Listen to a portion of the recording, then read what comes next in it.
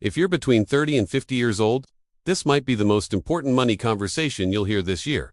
Because right now, you probably feel stable. You have income, you pay bills, maybe you own a home, maybe you drive a decent car, your LinkedIn looks solid, your life looks put together. But let me ask you something uncomfortable. If your income stopped tomorrow, how long would your lifestyle survive? Be honest, not your survival. Your lifestyle. Most people in their 30s, 40s, and even early 50s are living what I call the illusion of financial stability. It feels safe, it feels controlled, it feels grown up, but it's built almost entirely on active income dependency. And that's the trap. The 30 to 50 window is dangerous. Here's why this age range is financially critical. You're no longer young and figuring it out. You're not yet retired. You're in peak earning years. Your expenses are at their highest. Your financial mistakes compound faster. You are in what economists call the responsibility decade. Mortgage, kids, school tuition, aging parents, health insurance, taxes, car payments, subscriptions, lifestyle expectations. You don't feel reckless, you feel responsible. But responsibility without strategy is expensive. Income is not wealth. Here's the biggest lie smart adults believe. My salary's good, so I'm doing fine. No, income is cash flow. Wealth is ownership. Let's break this down clearly. You can make $80,000, $120,000, $250,000, and still be financially fragile. Why?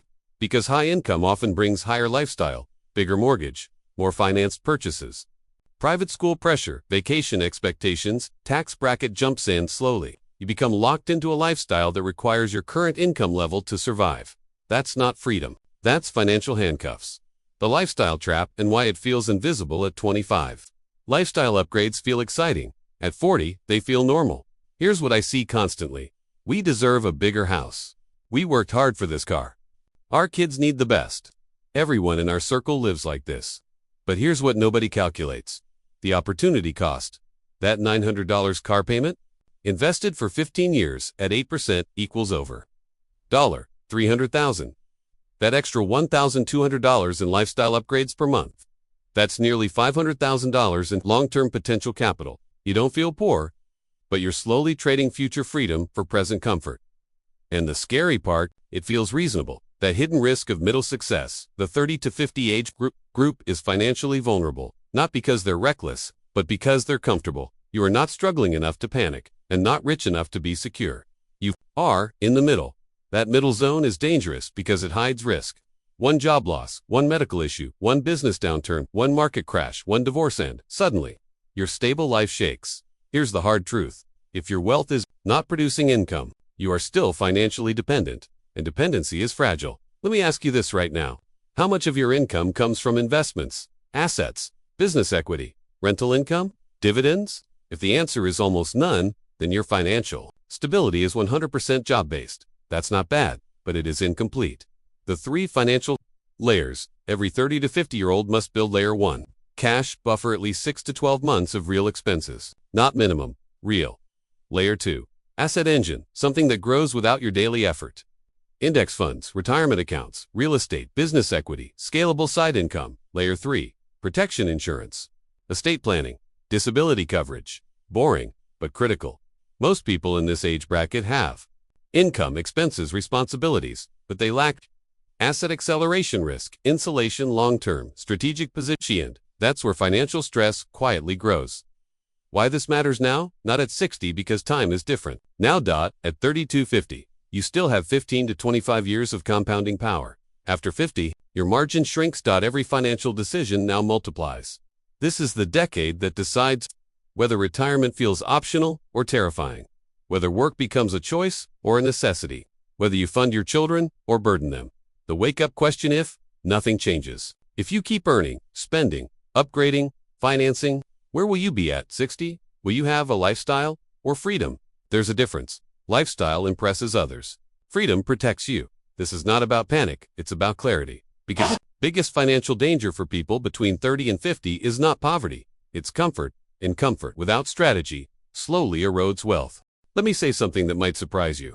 Most financial damage in your 30s and 40s doesn't come from stupidity, it comes from being smart, though misaligned. You have a career, you understand budgeting, you've read articles, maybe you even invest. But small structural mistakes repeated over 15 years quietly cost you millions. And because nothing collapses immediately, you never feel the urgency. Let's expose the big ones. Mistake number 1. Thinking. Retirement is later. When you're 32, retirement feels far. When you're 38, it still feels manageable. At 45, you start calculating. At 50, you start worrying. Here's the math nobody emotionally processes. If you want $80,000 per year in retirement income, you need roughly $2 million invested using a safe 4% withdrawal rate. Most 40-year-olds I speak with have nowhere near that trajectory, not because they're irresponsible, but because they delayed serious investing until income felt big enough. They upgraded lifestyle instead of increasing contributions. They assumed salary growth would fix everything. Salary growth rarely fixes poor allocation. Time does, and time shrinks faster than you think. Mistake number 2. Overvaluing the house. This one is controversial. Many 30 to 50-year-olds believe my house is my biggest investment. It's not. It's a residence. Yes. It may appreciate. Yes. It builds equity. But it does not generate income unless you sell or rent. And here's the hidden trap. You upgrade houses every 7 to 10 years. Each upgrade increases mortgage, increases property tax, increases insurance, increases maintenance, increases lifestyle pressure. You're not building wealth. You're building obligation. Real wealth compounds quietly in market investments, businesses, income-producing assets. Sure, home can be part of a strategy, but it should not be the strategy. Mistake number 3. Confusing investing with speculating. Between 30 and 50, people often enter the I need to catch up phase. So they overtrade, chase hot stocks, jump into crypto waves, follow social media finance gurus, try to double money fast. That urgency creates volatility. The wealthiest long-term investors do boring things. Index funds, dollar cost averaging, asset allocation, low fees, long-term patience. Boring builds wealth. Excitement drains it. Mistake number 4. Ignoring tax strategy. This is where high earners quietly lose 6 figures over a decade. You focus on salary, but the real game is after-tax efficiency. Are you maximizing 401k contributions? Roth versus traditional strategy? HSA triple tax advantage? Dependent care credits? Tax loss harvesting? Proper business deductions? If so, taxes are often your largest lifetime expense. Yet most people spend more time choosing a car than structuring their tax plan. Between 30 to 50, tax strategy is leverage. Mistake number 5. Lifestyle creep in disguise. This one doesn't look like luxury. It looks like upgraded daycare, premium groceries, subscription stacking, frequent dining activity overload for kids, convenience spending individually, harmless. Collectively, $2,000, $4,000 per month in invisible expansion. Here's the dangerous part. Your brain adapts fast. That upgraded lifestyle becomes your new baseline. And now you need higher income just to feel normal. That's treadmill finance. The emotional mistake. Nobody talks about money decisions between 30 and 50 are often emotional, not logical. You buy security. You buy status. You buy comfort. You buy identity. But wealth requires emotional control. Can you delay? Can you simplify? Can you resist social comparison? Comparison is a silent wealth killer. You see friends buying bigger homes, traveling more, posting upgrades, winning. What you don't see: debt load, margin stress, sleepless nights, dependency on next bonus.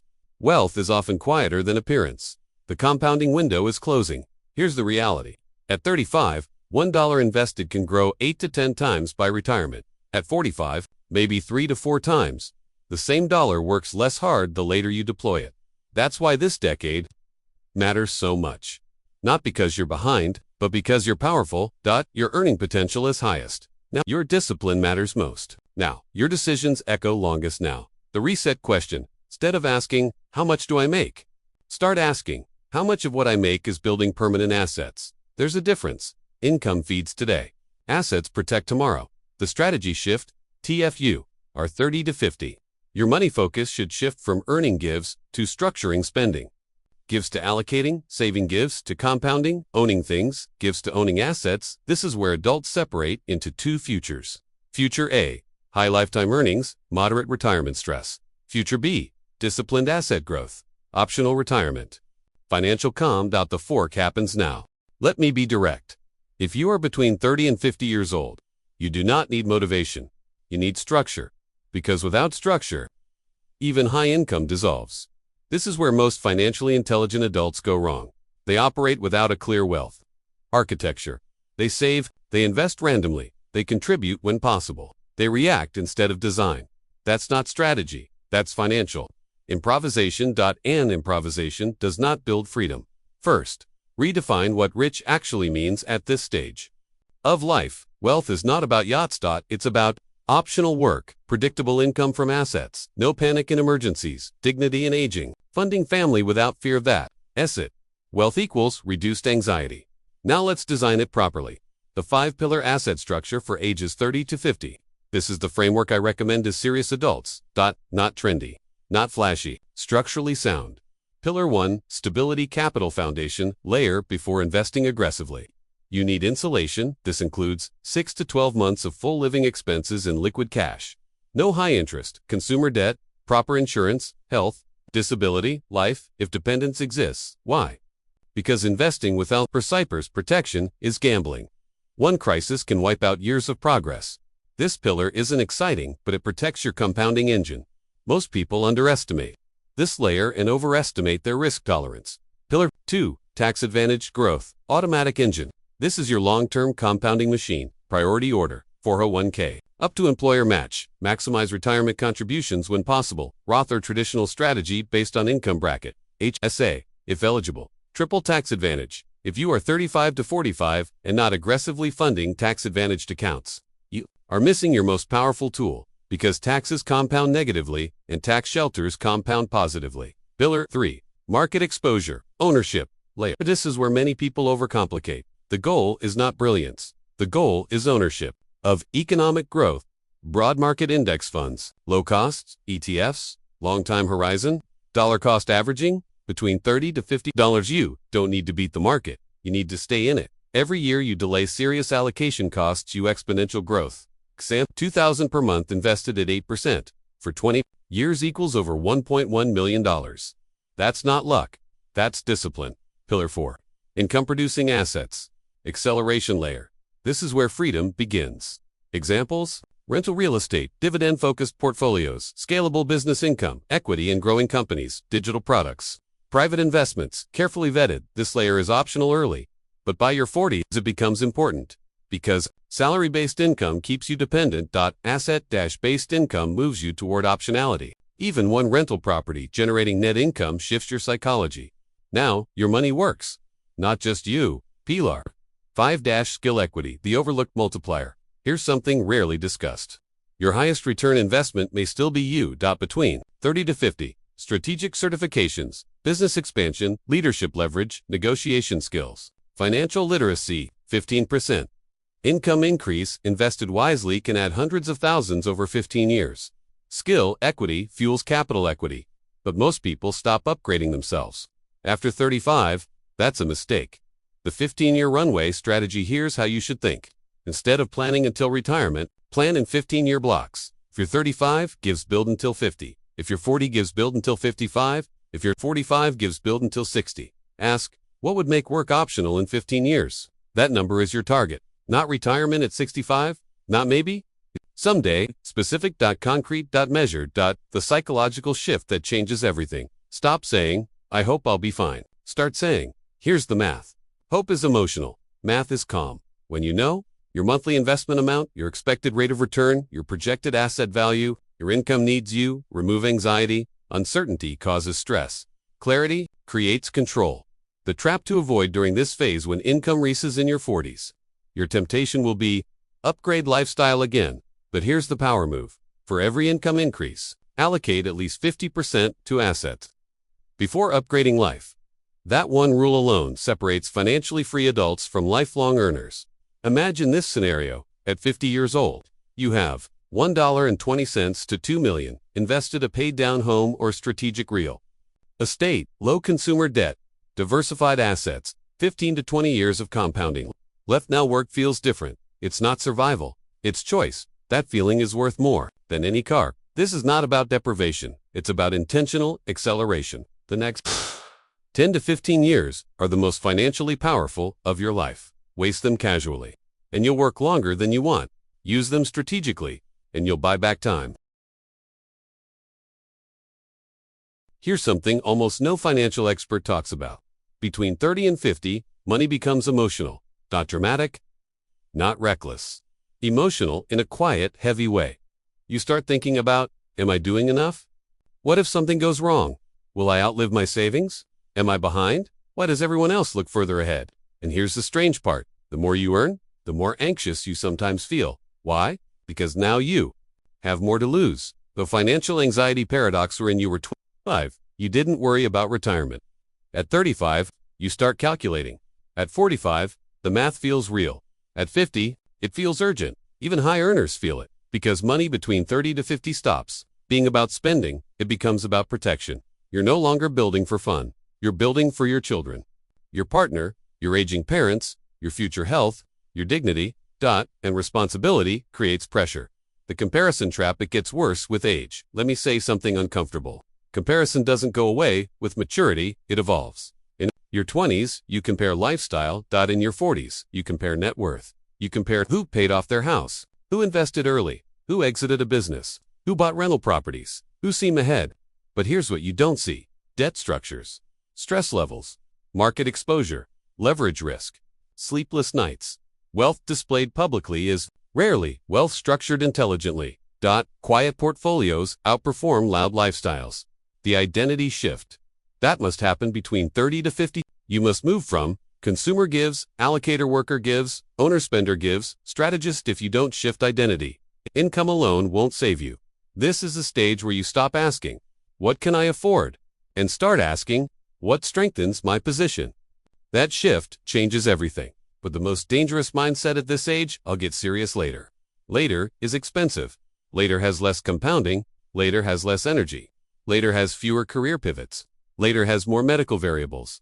If you are 38, 42, 47, this is not late. This is prime. But prime years are finite. The work-life balance illusion. Here's something else nobody says. Some people chase financial freedom so aggressively that they lose the life they were trying to protect. Money is not the goal. Optionality is. Freedom without health is useless. Wealth without relationships is hollow. Between 30 to 50, balance becomes strategic. You are not meant to grind endlessly, obsess over markets, panic over downturns. You are meant to systematize, automate, allocate, review quarterly, live daily.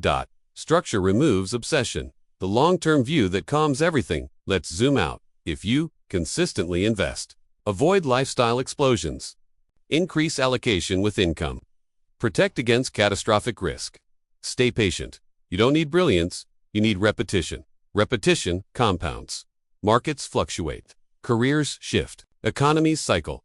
But disciplined structure outlasts noise. The truth about freedom at 60 is not built at 59. It's built at 35-50. It's built when you resist unnecessary upgrades. You invest during boring years. You stay steady during scary years. You prioritize assets over appearance. Most people don't fail financially. They drift. Drifting is slow. Drifting feels harmless. Drifting delays compounding. And compounding is everything.